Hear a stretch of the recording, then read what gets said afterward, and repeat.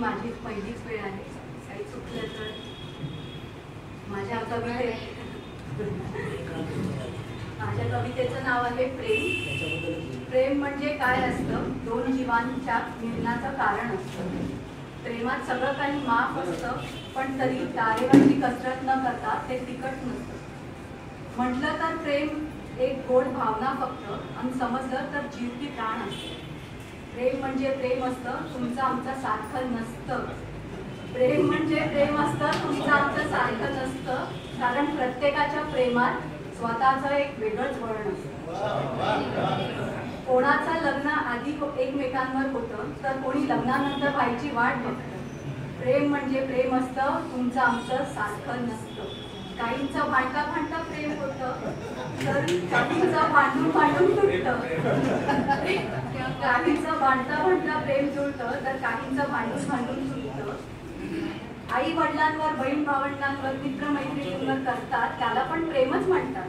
पण नवरा नवरीच्या प्रेमाचं नातं 7 जन्माचं असतं असं म्हणतात. होकार मिळाला की प्रेमाला विसरून चालत नसतं. नकार पचवून सोबत राहण्यात पण प्रेमाचं वेगळंच महत्त्व असतं.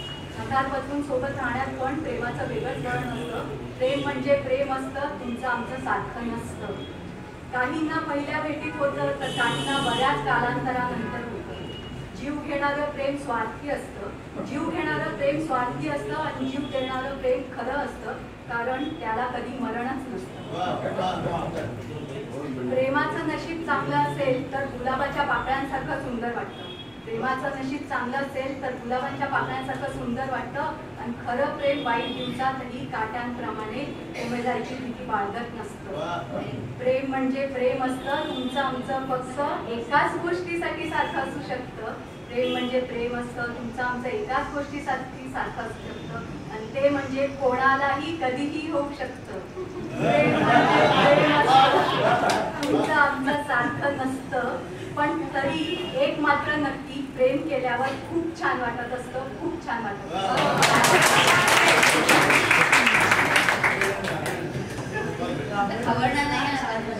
प्रेमावरती एक वेगळ्या पद्धतीने मांडणी करणं. आपण कुमारी कांचन महाडिक,